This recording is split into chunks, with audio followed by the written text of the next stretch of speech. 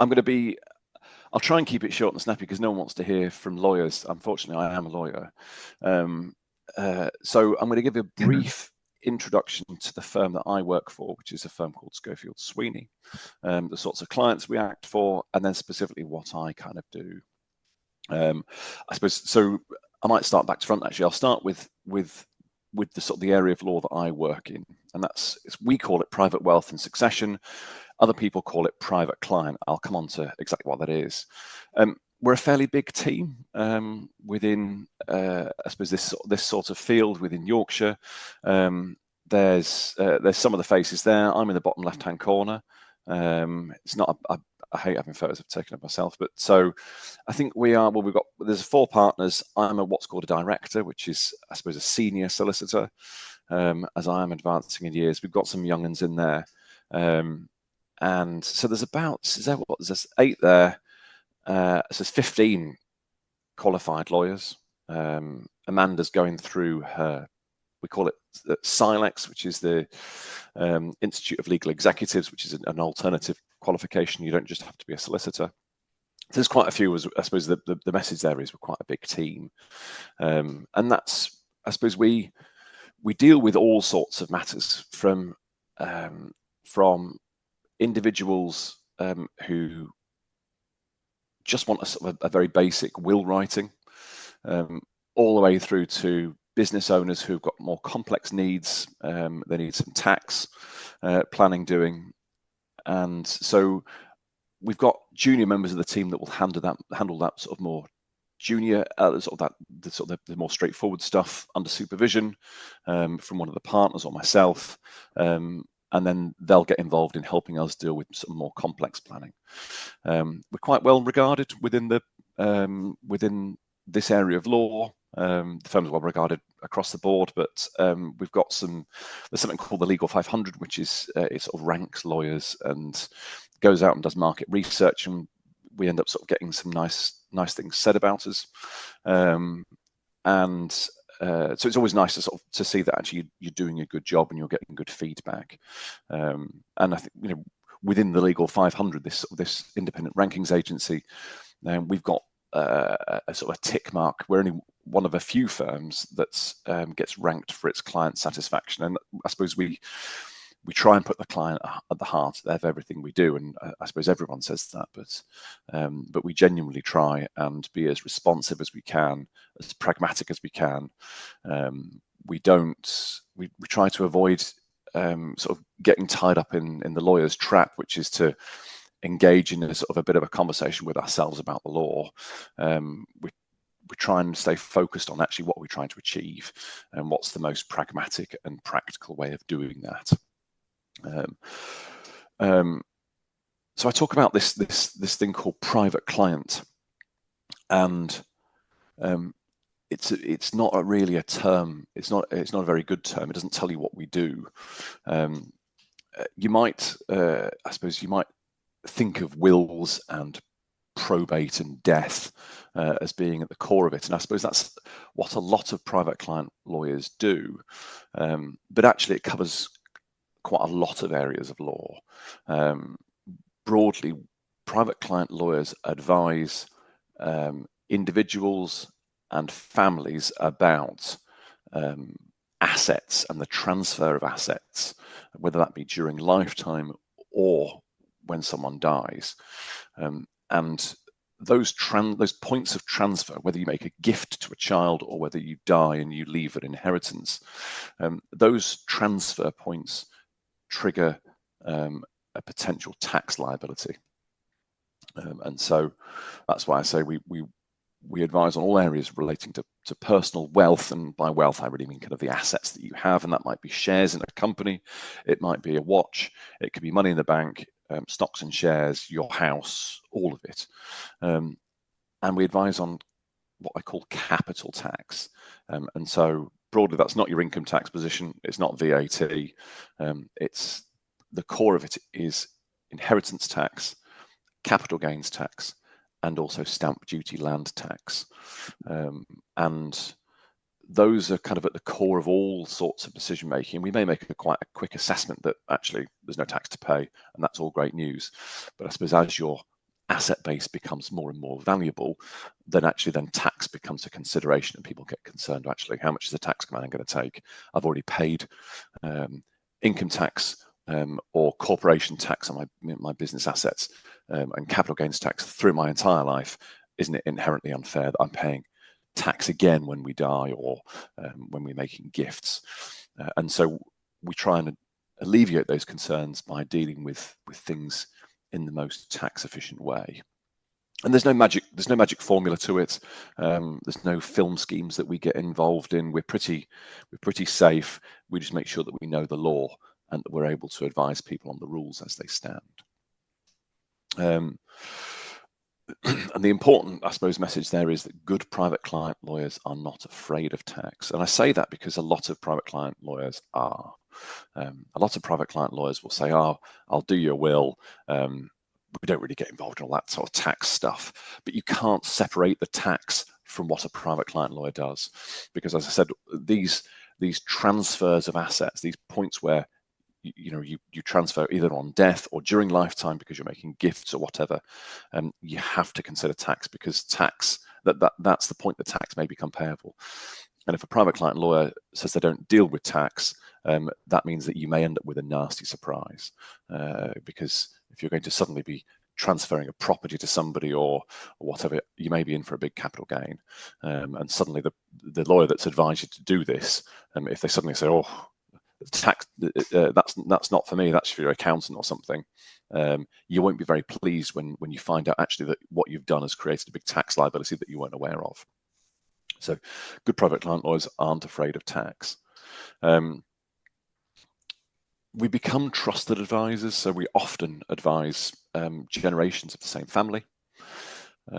So I've acted for, I don't know, some 4 generations sometimes, and that's where, because you're advising them on passing assets between generations on an inheritance. You might start off by writing somebody's will, and you might say, actually, well, let's have a look at actually whether you've got a tax liability here. Is there anything we can do to structure that? We might have parents who are thinking, actually, I worked really hard all my life for what I've built up, and actually what I don't want to do is I don't want to hand that to my children too young. That sort of problem of too much too young, or they might be concerned about a volatile or an unstable marriage, thinking, actually, if they get divorced, I don't want everything that they inherit from me to be split in half and half it disappear off into the sunset with a son or daughter-in-law that I never really liked. So we end up advising kind of generations of families, and I suppose it's a good place to be. We get to know families very well. It's quite a privileged position to be entrusted with a family's personal affairs. But that's, I suppose, it's an interesting part of the job where we get to work with families for a very long time. The role of a private client lawyer is not just wills and probate, and I think I alluded to sort of in a couple of slides ago that I suppose as a private client lawyer, I have to understand quite a number of different areas of law, because I'll act for business owners. So they might be a private limited company that they run. That's their source of income. And so I can't just say, I don't really understand all that sort of stuff. I don't deal with that. It's really important actually that I understand my clients and their asset base. And so if they've got a company, I need to know how companies work. I need to know how shareholdings work. I need to be able to advise them very broadly, actually, whether I think there's an issue with one aspect of their asset base. I may not be an expert in it, but I need to know enough to be able to say, I think that there's something that needs to be addressed there, and I might have a colleague that can help them. I definitely have to know a fair bit about property, because by and large, I think everyone aspires to own property, whether that's just their own home or whether they want to have a property portfolio as an investment, perhaps a sort of an income stream in retirement where they might have some rental properties, and those are assets in their estate. And actually, when I suppose you get to a certain point in life, you start thinking, crikey, actually, I've built up all these assets. I've got these rental properties that are producing a nice retirement income, but they're capital assets, and actually, have I got an inheritance tax liability? And then they might start thinking, well, how do I keep the income stream, but actually I don't really want those assets triggering a big inheritance tax liability? Is there some way I can have the best of both worlds? So I've got to understand the assets and the way that those assets are treated in law that my clients hold. But broadly, a private client lawyer, we advise on and draft people's wills, and not all wills are the same. They are structured very differently, and what I don't do as a private client lawyer is I don't just take my client's instructions. I don't, if a client says to me, right, I want to leave everything to my wife and then to the kids equally, and I don't just say, well, that's absolutely fine, don't worry, I'll type it up for you. I become a very expensive typewriter in that sense. My discussions with the clients are, I'll talk about their family circumstances, the dynamics between members of their family. Are there any concerns or risks that they see in terms of passing sort of wealth on to the next generation, or assets they've built up? So the family dynamics are really important. Their financial circumstances are really important. I spoke before. Have we got a tax liability? People need to know that there's a potential tax liability, and actually, is there something they want to do about that? Some people are pretty relaxed and say, no, look, that's just the way things are. We all have to pay tax. Other people are a bit more concerned about it and think, actually, crikey, I'd rather that what I've generated during my lifetime, that financial asset base or that wealth, I need to make sure that actually all my children receive everything, and I don't want any of it to be eaten away by the tax man. How do we do that? So there is a significant advice process that goes into to preparing somebody's will, and we can do all sorts of things to try and meet those concerns, sort of mitigate risks, etc. But broadly, and it usually starts with drafting somebody's will. People might want to put in place lasting powers of attorney. They're really important documents that deal with a loss of capacity, a loss of decision-making ability during lifetime. That might be somebody's had a stroke or a brain injury, or they have a degenerative cognitive function caused by dementia, Alzheimer's, or something like that. And actually, that means they can't manage their day-to-day affairs, and that could be in respect of their financial affairs. It could be that there's a problem with British Gas. They're suddenly getting huge bills through, and someone needs to understand it, and you appoint somebody to be able to manage your affairs on your behalf, and that's your attorney, and you do it through a document called a lasting power of attorney. So we advise people on that. Inherently, we have to then understand the law on mental capacity. When has someone lost capacity? Do they have it? All those sorts of things. We also, what's not on this list, I've just realized, is something called deputyship. So if somebody loses the capacity to make decisions without having a lasting power of attorney in place, then there's a process that you might need to go through where the court appoints someone to manage your affairs, and that person's called a deputy. And sometimes we get appointed by the court to be somebody's deputy, where the court thinks actually things are perhaps complicated, or where there are no suitable family members to do it. There might be people that actually the court might have concerns about, or there may be no family members. But we advise around lasting powers of attorney, mental capacity issues, deputyship. We advise business owners about powers of attorney, and that can be a business owner may think, well, actually, crikey, I'm going to be out of the country, whether that be on holiday. I'm not really going to be able to look after things, and actually there may be a business decision that might need my sign off whilst I'm uncontactable. So they might want a short-term power of attorney where they delegate to somebody legally the ability to sort of sign up on business decisions, whether that be contracts or whatever. There may be a short-term thing, or actually it may be to provide for a loss of mental capacity on their behalf. What happens to my business? We deal with probate and the administration of people's estates when they've died, and that can be from really straightforward scenario to very complicated estates where we've got assets located across the world, large landowning estates, where there are trusts involved. We've got people that die owning companies. Actually, what happens to the company? The executors that we may be advising may actually have to sort of work out, have we got people within the family that want to run it or are capable of running it, or actually is it a case of we should look for sell the company or sell the business, and actually can it continue to be run until we're able to sell it? All those sorts of things. So sometimes issues can arise and it can become quite complicated, and I think that's where the value of having a solicitor involved sort of really kind of comes in, because legal advice is expensive and we get that, but where issues are complicated, or actually there is money and value at stake, actually sometimes it can be a very wise investment to have somebody to sort of steer a careful path through what can be quite significant risks.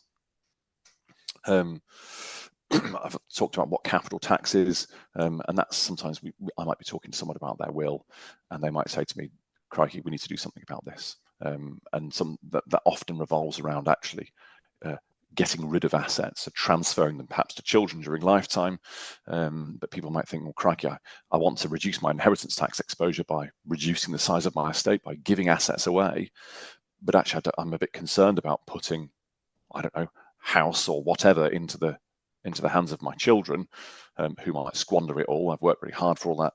How do I retain some element of control whilst giving it away and meaning that actually it's not part of my estate for inheritance tax?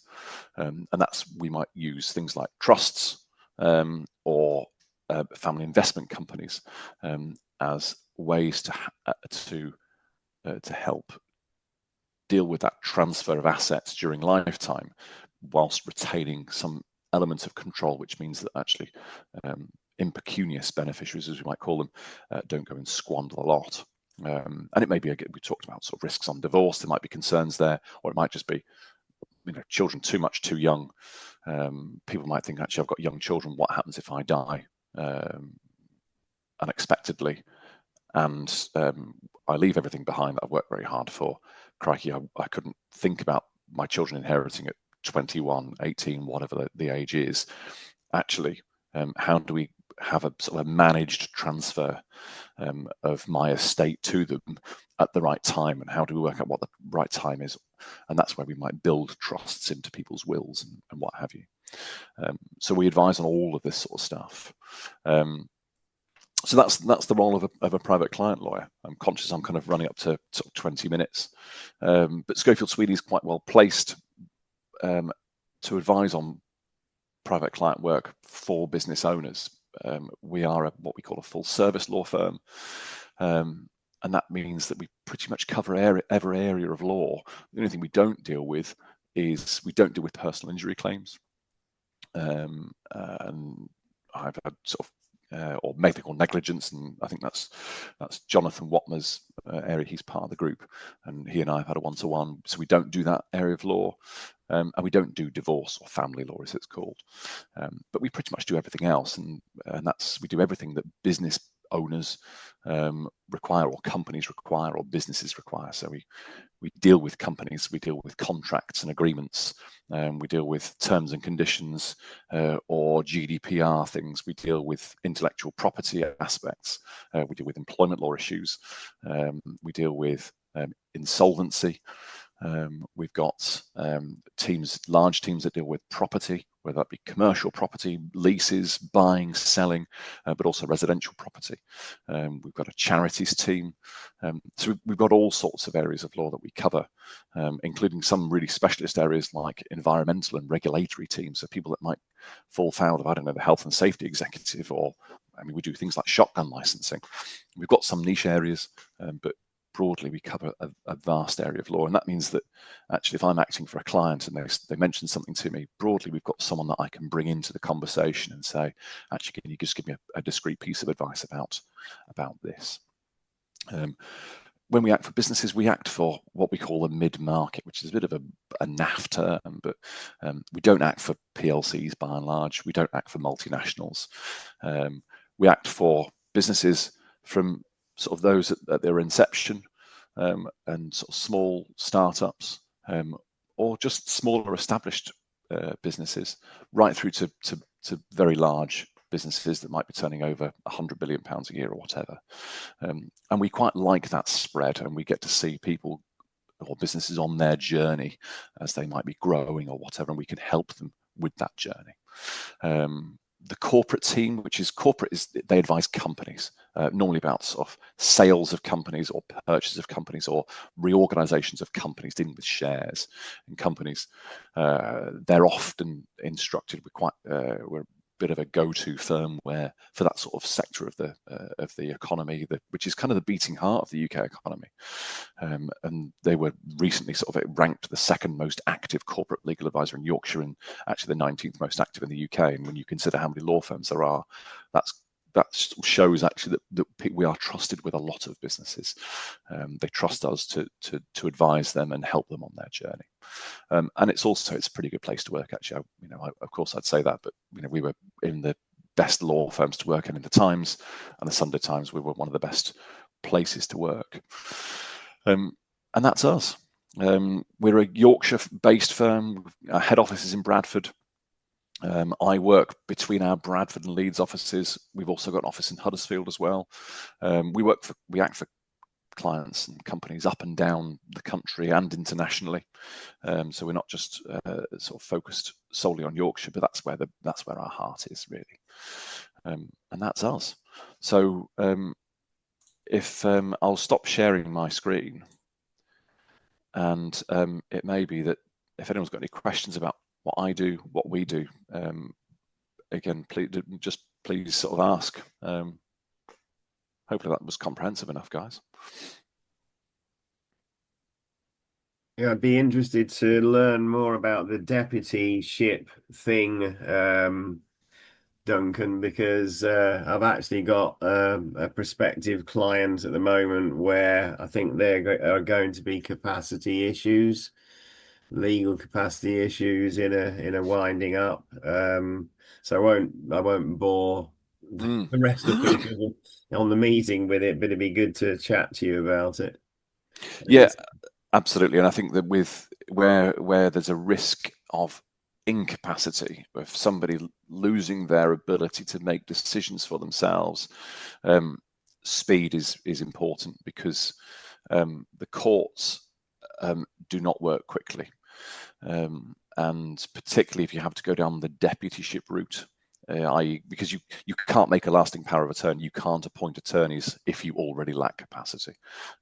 Might sound obvious, but it makes a huge difference, because you might be going from say a 3 to 4 month time frame to put an attorney in place, to a 12, 16, possibly longer month time frame to get a deputy in place through the courts. Right. Okay. And actually, I hope my instance is not like that then. Absolutely, and it's about advising on, well, actually, is that lack of capacity, is it fundamental to what you need to achieve? Are there, in a husband and wife scenario, actually, are all the assets, is all the cash, for argument's sake, held in one person's name? Is it a very traditional relationship? And actually, if we've got, let's say, very traditionally, husband would have looked after all the money and what have you, and wife would have looked after the house. And sometimes those relationships still do exist. And actually, if the husband then lost capacity, wife is then left high and dry, because actually she hasn't got a lot of money in her bank account, because it was all in his bank accounts. And actually, that's where powers of attorney are really important. Actually, but it may be less serious, because actually everything might be in a joint account that wife has access to, in that scenario. But actually, if you've got a business owner, what does that mean? And there are quirks around of the law that mean it may not be as serious as you might think, but all these sort of things, they turn on their facts. So yeah, Colin, happy to have a chat with you about that and sort of see if there's an issue. And I suppose that's part of it, that just having that reassurance. We're always happy to have a chat with people. People shouldn't be afraid of they shouldn't be afraid of speaking to any advisor, because they think, oh crikey, as soon as I utter the first word, my lawyer is going to charge me. That's pretty poor business practice if actually your clients are too scared to talk to you about issues because they think they're going to charge you from the off. And so I often end up sort of spending hour, 2 hours more, whatever, trying to understand an issue before actually I can say, actually, well, I think there is something there that I can help with, or something I need somebody else needs to help with. And actually, this is broadly the cost of what, this is how much it's going to cost you. This is the process. This is what's involved. And actually, so we're always happy to have that conversation initially to say, let's just understand, A, is there an issue? And B, if there is it something we can help with? And C, actually, this is what's involved, and this is broadly the cost. And actually, there's and I think that clients of the firm appreciate that approach.